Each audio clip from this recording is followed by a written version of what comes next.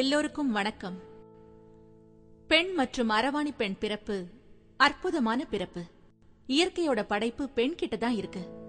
ஆனா பெண்களுக்கோ வாழ்க்கை முழுசும் பிரச்சனைகள், இலக்கு மக்களுக்கோ இன்னும் இன்னும் இன்களை பெண்கள் எதிர்க்க நினைக்கிறாங்க. ஆனா தயங்குறாங்க.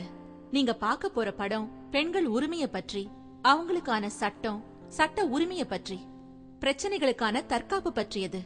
உங்க உயிரோட்டமான அனுபவத்திலேந்து தான் இந்த படம் பிடிக்கப்பட்ட. இனி என் வாழ்வே அவ்வளவுதான்னு நினைச்சிட்டு இருக்கிறவங்களுக்கும், வன்முறைய சந்திக்கிறப்போ என்ன செய்யறதுன்னு புரியாம இருக்கிறவங்களுக்கும் தீர்வு சொல்றதுதான் இந்த படத்தோட நோக்கம். படத்தை பாருங்க, உங்க சக்தியை புரிஞ்சுக்கங்க. சரி, இப்பிரச்சனை என்னன்னு நம்ம பாப்போமா?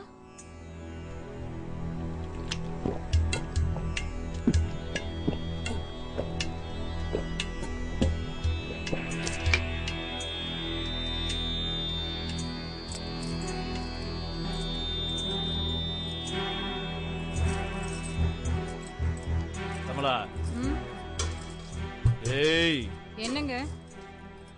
சீக்கிரம் ரெடி ஆகு. எங்கங்க? என் ஃப்ரெண்ட்ஸ் இருக்கானுங்க. ஃப்ரெண்ட்ஸா? ஆமாண்டி, என் உயிர் நண்பருங்க. காலையில இருந்து சாப்பிட்டு பாட்டில் விருந்து வச்சானுங்க. எனக்கு சரக்கு வாங்கி கொடுத்தானுங்களா என் நண்பர்கள். உன்னை பெண் தானம் செய்ய போறேன். என்ன நினைச்சிருக்க? என்னால முடியாது. என்னடி பத்தினி வேஷம் போடுறியா? 10 வயசுல இருந்து 10 வருஷமா 10 பேர்கிட்ட 10 ரூபாய்க்காக படுக்கிற நாய் நீ என்கிட்ட பத்தினி வேஷம் போடுறியா நீ? ஏய்,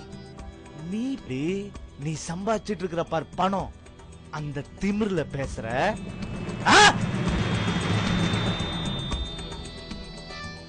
இப்ப நீ வர போறியா இல்லையா? முடியாதுன்னா முடியாதியா? நானே தொழிலுக்கு போயிட்டு டயர்டா வந்திருக்கேன். மறுபடியும் படுத்துறியா?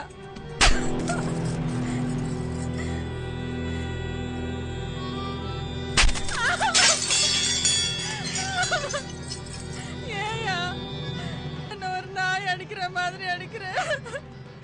உனக்கு மனசாட்சியே இல்லையா? ஏய், ஒரு நாய் மாதிரி தாண்டி அடிப்பேன். நீ கொன்னால வரமாட்டியா? அடி.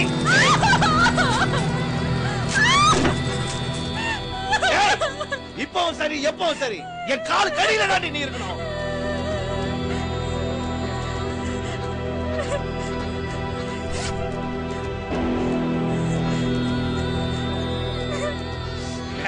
மான தொழில் செய்யற உனக்கே இவ்வளவு திமிரு இருந்தா எனக்கு எவ்வளவு இருக்கும்? தொழில் செய்யறவங்க ஆத்தா உன தொடப்பத்தால் அடிச்சா, உங்க அப்பா கழுத்தை முடிச்சு வெள்ள தள்ளனா, உங்க அக்கா தங்கச்சி காரி துப்புனானுங்கல்ல, உங்க அண்ணன் தம்பி நாக்கு புடுங்குற மாதிரி கேள்வி கேட்டு குதிச்சானுங்க.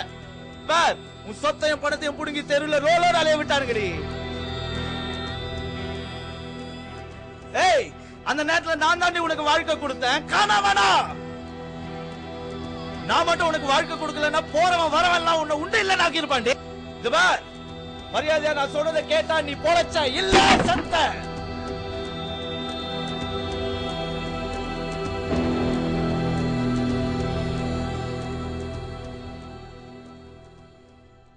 உங்களுக்கும் இதே மாதிரி கொடுமை நடந்திருக்கா? இதுக்கு நீங்க என்ன செஞ்சீங்க?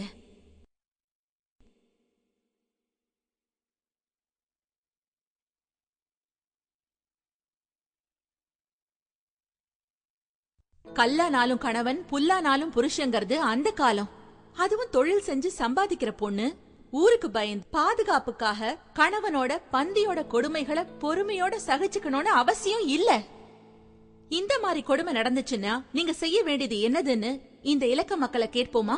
எங்க வீட்டுக்காரர் என்னைய ரொம்ப கொடுமைப்பட்டார். டெய்லி அடி பொறுத்துக்கிட்டேன். இது வழக்கம் போல அன்னைக்கு அடிச்சு என்னை நல்லா துவைச்சிட்டாரு. இதுக்கு ஒரு முடிவு கட்டணும்னு மனசுக்குள்ள ஒரு தீர்மானத்தோட நேரம் அரசாங்க ஆஸ்பத்திரிக்கு போனேன். சிகிச்சை எடுத்தேன். அந்த சான்றிதழை வச்சு மகளிர் காவல் நிலையத்தை போய் புகார் கொடுத்தேன். அப்புறம் அந்த பொண்ணு கணவனு மேல கடுமையான நடவடிக்கை எடுத்தோம். எங்களை பொறுத்த வரைக்கும் உங்களை அடிச்ச ஒவ்வொரு அடிக்கும் உங்க கணவனோ அல்லது பந்தியோ எங்ககிட்ட பதில் சொல்லி ஆகும். இது கொஞ்சம் தீவிரமான அணுகுமுறை தான். இங்க ஒரு விஷயம் நீங்க முடிவு பண்ணணும். உங்க மேல நடவடிக்கை எடுக்கணுமா வேண்டாமான்னு.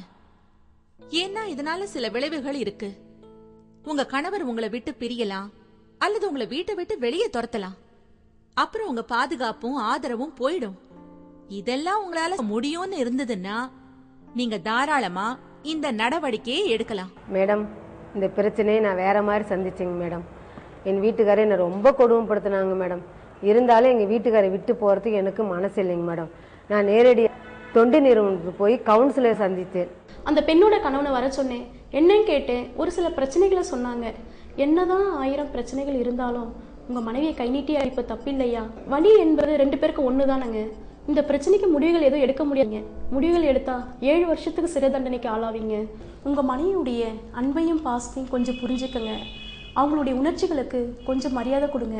நான் இப்போ என்ன சொல்ற வரேன்னு உங்களுக்கே புரிஞ்சிருக்கும் அப்படின்னு நான் அவங்க கிட்ட சொன்னேன். ரொம்ப பக்குவம்னாங்க மேடம். என் வீட்டுக்காரர் என்னோட தான் வாழ்கிறாங்க. நான் இந்த புகார் கொடுத்த பின்னாடி அவருக்கே ஒரு பயம் வந்ததுனால இப்போ நாங்கள் சந்தோஷமாக வாழ்கிறோம். இந்த பொண்ணு எடுத்தது மிதமான அணுகுமுறை. நண்பர்கள், தொண்டு நிறுவனம் அல்லது மூலமா நடவடிக்கை எடுக்கிறது தான் இது.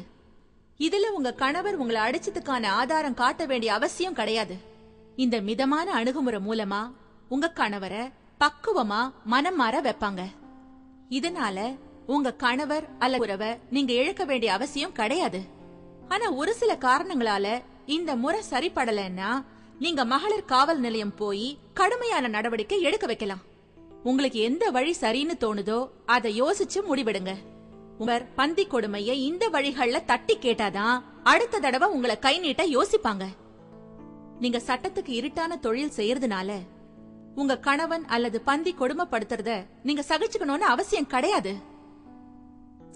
அடுத்த சம்பவத்தை பாருங்களேன். வாடி கண்ணு, இதான் நம்ம வீடு.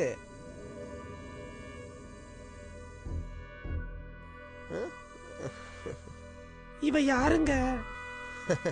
எல்லாம் நம்ம தெரிஞ்சதுதான்.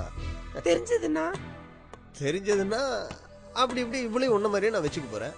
ஐயோ வேணாயா, நான் உன் மேல உசிரிய வச்சிருக்கேயா. சரி கண்ணு, காலமா வச்சுக்கோ. ஆனா நான் இந்த கண்ணு குட்டி வச்சுக்கிறேன். ஒரு பக்கம் மயிலு, ஒரு பக்கம் குயிலு. இப்படி பேசாதையா, என்ன கை விட்டுடாதையா. உன்னையும் விட மாட்டேன், இவளையும் விட மாட்டேன். இவளை கட்டி சுகமா ஒட்டிக்குவேன். ஐயோ, உனக்கு என்ன நான் குறை வச்ச?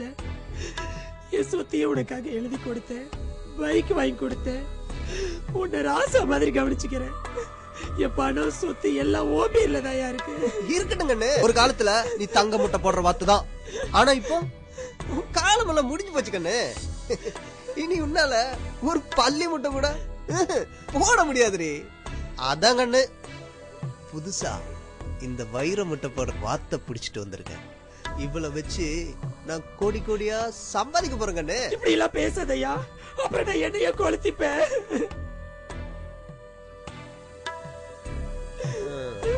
கொளுத்திக்கோ.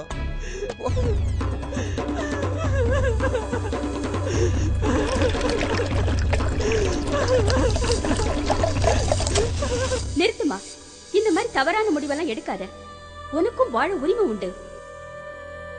நீங்க இந்த மாதிரி நிலைமைக்கு இருக்கீங்களா?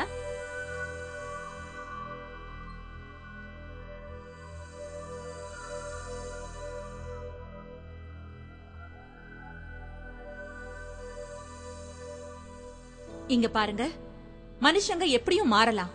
ஒருத்தன் இன்னைக்கு அந்யோன்யமா இருப்பான், நாளைக்கு அந்நியனா மாறிடுவான். அதுக்கு காரணம் எல்லாம் நீங்க தான்.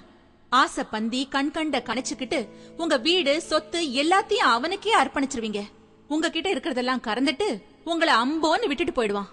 மேடம், இந்த மாதிரி பிரச்சனையை நான் இப்படி சமாளிச்சேன் தெரியுமா? என் பந்தியும் ஒருத்தி கூட்டிகிட்டு வந்தான். நானும் இவ்வளவு மாதிரிதான் கொளுத்திக்கு போனேன். திடீர்னு என் மனசுல ஒரு தப்பு செஞ்சது அவன். நான் ஏன் சாகணும்? ஊத்துனே மண்ணனே என் பந்தி மேல, ஒருத்தனே தீக்குச்ச. என் பந்தி ஒண்ணு ஓடிக்கிட்டே இருந்தான். ஐயோ, இந்த பொண்ணு மாதிரி நீங்க செய்யணும்னு நான் சொல்லல. உங்க சக்திய இதுக்கு முக்கிய வழி அரசாங்கத்துல உங்களை பத்தி அடையாள சான்ற வாங்கி வச்சுக்கோங்க. பாலியல் தொழிலாளியா இருந்தாலும் சரி, அரவாணியா இருந்தாலும் சரி, கோத்தியா இருந்தாலும் சரி, இலக்கு மக்கள் ரேஷன் கார்டை வாங்கி வச்சுக்கோங்க. வாக்காளர் அட்டையும் வாங்கி வச்சுக்கோங்க. இதுக்கு உங்க தொண்டு நிறுவனத்தை அணுகுங்க. சரி மேடம், அரசாங்க ஐடிக்கும் எங்க பார்ட்னர் எங்களை விட்டுட்டு போறதுக்கும் என்ன சம்பந்தம் இருக்குன்னு இருக்கு. இந்த மாதிரியான அரசாங்க ஐடியை வச்சு நீங்க பேங்க் அக்கவுண்ட ஓபன் பண்ணலாம். உங்க வருமானத்தை சேமிக்கலாம். வீட்டு பத்திரம், சொத்து பத்திரத்தை உங்க பேர்ல பதியலாம். எந்த ஆசைப்படாலும் கடைசி காலம் வர உங்களோட இருக்க போறதில்ல. அதனால உங்க வீட்டையும் சொத்தையும் உங்க பேர்ல பதிவு செய்யுங்க. உங்க வருமானத்தை பேங்க்ல சேமிங்க. இதனால உங்க பந்தி உங்களை விட்டுட்டு போனாலும் நீங்க சொந்த கால்ல நிக்கலாம். நான் எடுத்த தவறான முடிவை நினைச்சு இப்ப நினைச்சா கூட நான் ரொம்ப வருத்தப்படுறேங்க. நம்ம மக்கள் இதே மாதிரிதான் நிறைய பேர் ஒரு சில நேரங்கள்ல தவறான முடிவு எடுத்துறாங்க. கொஞ்சம் யோசிங்க. யாரும் ஒருத்தருக்காக நாம ஏன் அழிச்சுக்கணும்? என் புருஷன் திரும்பி வந்தாங்க, ஆனா நான் வேணான்ட்டேன். இன்னைக்கு நான் தன்னம்பிக்கையோட தைரியத்தோட வாழ்ந்துகிட்டு இருக்கேன். என்னால முடியும்னா உங்க எல்லாத்தாலையும் முடியும். நாம வாழ்ந்து காட்டணுங்க. பணம் சேமிக்கிறது உங்க வாழ்க்கையை எதிர்நோக்கி நிக்கிறதுக்காகத்தான். உங்க சந்ததிகளுக்கு நல்ல வாழ்க்கை அமைச்சு கொடுக்கறதுக்கும் உங்க எதிர்கால வாழ்க்கையை திட்டமிடுறதுக்கும் உதவியா இருக்கும். உங்க பணம் உங்க பந்தி கையில போயிடுச்சுன்னு வச்சுக்கோங்க. உங்களால சம்பாதிக்க முடியாம போறப்போ உங்க ஆசை பந்தியோ கணவனோ உங்களை நடு தெருவுல விட்டுட்டு கூடு விட்டு கூடு தாவிடுவான். அதனால உங்க பந்தி கணவரை நம்பி சேமிப்பு விஷயத்துல அலட்சியமா இருக்காதீங்க. நம்ம பெருக்கிறப்போ குவா குவான்னு தான் அழுதோம். பந்தி பந்தின்னு சொல்லி அழல. கணவன் கணவன்னு அழல, லவர் லவர்னு. இந்த உலகத்துல எந்த பிரச்சனை வந்தாலும் உங்க பொன்னான உயிரை தயவு செஞ்சு அடக வைக்காதீங்க. என்ன சரியா? இனி அடுத்த சம்பவத்தை பாப்போமா?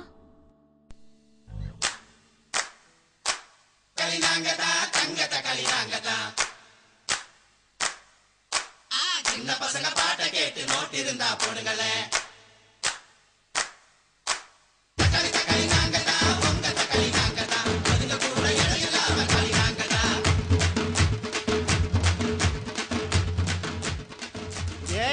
பாடி ஒருத்தர் வேச கட்டி வந்துக்கிறான். என்னடி என்னடி என்ன பத்தி பேசிட்டு இருக்கீங்க? எவண்டி அவன் பொம்பளை மாதிரி சிலிப்பிக்கிட்டு வந்து அப்படி என்னடி கேட்டுட்ட? ஓவரா ரொம்ப தான் சிலிப்பிக்கிறீங்க. நீ யாரு? பெருசா படைச்சியாட்ட சிலிப்பிக்கிட்டு வந்துட்ட பேட்டா. நாங்க எல்லாம் நிரானக்காரா நீங்க பேட்டா. உன்ன மாதிரி அக்காவுக்கு அகடமா கணக்கு கிடையாது.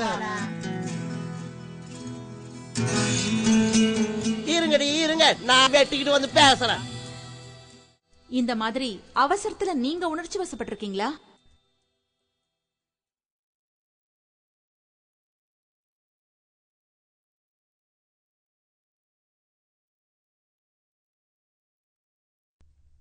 ஒண்ணு மட்டும் சரியா புரிஞ்சுக்கங்க. ஒரு அக்வா அரவாணியா இருந்தாலும் சரி, நிர்வாண அரவாணியா சரி, அரவாணி பெண் தான். மற்றவங்களை திருப்தி படுத்துறதுக்கு நீங்க நிர்வாணாவா ஆகணும்னு அவசியம் இல்ல. அதே மாதிரி அக்வா அரவாணியா இருக்கிறதுனால உங்க பெண்மைக்கு ஒரு மானபங்கமும் ஏற்படாது. நிர்வாணியதோ அக்வாவா இருக்கிறதோ அவங்க சொந்த விருப்பம். இத பத்தி இந்த மருத்துவர் என்ன சொல்றாருன்னு கேப்போமா? இத பாருங்க, அரவாணிகள் உறுப்பை நீக்கும் போது தாங்க முடியாத வலி ஏற்படும். அந்த வெட்டின புண்ணு ஆறதுக்கு இப்ப காலமாகும். சிறுநீர் போறதுக்கு சின்ன துவாரம் மட்டும்தான் இருக்கும். அந்த துவாரம் வழியே வர சிறுநீர் செப்டிக் ஆகி மேலும் மேலும் புண்ணாயிடும். அதனால பல தடவை அறுவை